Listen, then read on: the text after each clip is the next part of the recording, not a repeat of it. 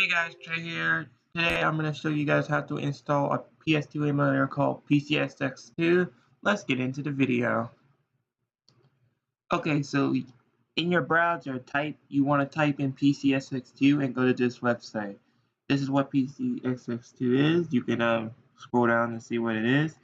Now, I already have this installed in my computer, but for this tutorial, I'm going to be installing the latest stable version, which is version 2.0.2 as the recording of this video. You can, if you have Mac OS and Linux, you need to pick your version.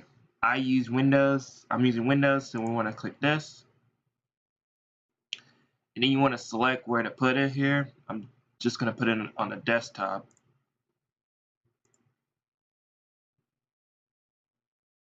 And then it's downloaded, which it should be right here. You also need something to extract it. I use 7-zip. You can use whatever you want. The link for this will also be in the description below. So you want to extract here, extract here. As you can see, we have the folders right here. So we're gonna double click on it. Then you want to double click on the emulator. It says welcome to PCSX2. You can select your language here. Obviously, we're going to select English, and then you could change. You could also change the theme to anything you want. For this one, I'm going to select Pizza Time. So then click Next. You're also going to want to.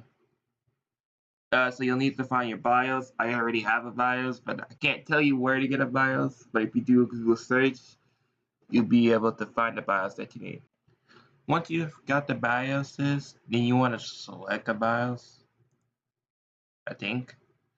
I am from America, so I'm going to be using an American BIOS. I'm going to pick this BIOS because this would technically be the slim BIOS, so I'm going to pick this one. But you can pick whatever BIOS that you want for whatever reason you need. Alright, for games, I'm gonna I can't tell you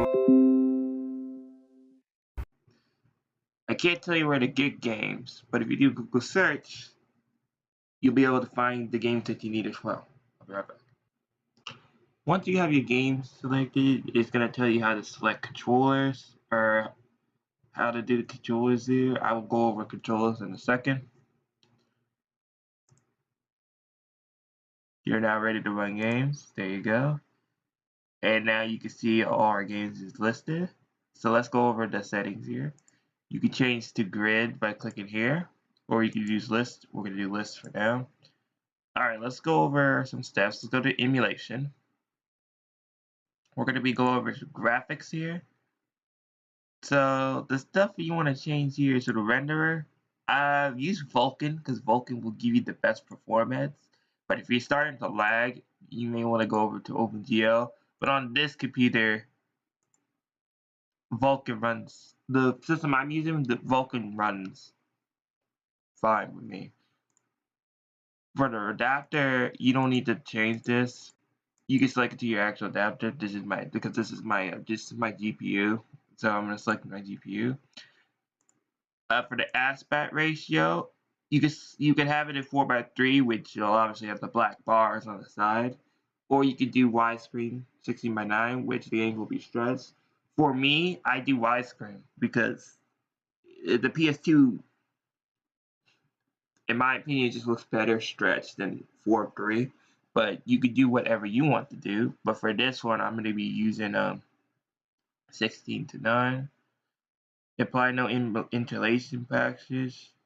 These you don't really need to worry about. I mean, you can use widescreen patches as well. Alright, for rendering.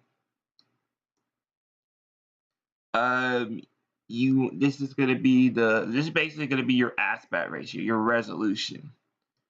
So you can go all the way up to 8K. You can even go to 4K, but you gotta have a pretty powerful computer. Yeah. but my computer is only 1080p, so I will select 1080p. Texture filtering, leave it on there. Trilinear filtering, just leave it on there. Anatrophic filtering. I actually never have messed with this, so I don't even know how it will run performance-wise. So I'm gonna do 4x and leave all this off. OSD, you can check this if you want. I will show the FPS, cause why not? Just for fun, right? And now we're gonna go over to controllers. Let's go over to controllers by going back into settings, and then go into controllers, and then go over to controller port 1. And then now you can see this is where you're gonna map out the buttons. So I'm using a PlayStation 4 controller. This will work with an Xbox One or Xbox Series or even a PS5 controller or any wireless controller. You would just click here. So basically you'll click this, which is basically dual set for enhanced mode, which is basically just what you can allow to do here. And you can also enable X input input source, which basically that'd be your PlayStation. That'd be your Xbox controller. For this, you want to go to automatic mapping, and we want to select I think PS4 controller, and I think it should recognize it. I can't remember. And hopefully it'll work, because if it doesn't, oh boy, that'll be bad. Then again, I could just come back and change it. And then, basically, you're ready to go. Oh, memory cards. I already have the memory cards. We need to make memory cards. So all you're gonna want to do here is just go to Array. You could do, yeah, we'll just do 8 megabytes, and you can name it to whatever you want. I'm gonna name it to, we'll name it to test. And then you'll want to make that into slot 1. You don't need a slot 2, and then we could just, this basically allows, you can check this or not. This basically just loads only the relevant boot states or others avoid. It basically it'll act like to not run out of space, but you don't really need them. And I'm gonna boot into the BIOS to see that the game will be working. You can go to full screen by double clicking on the phone.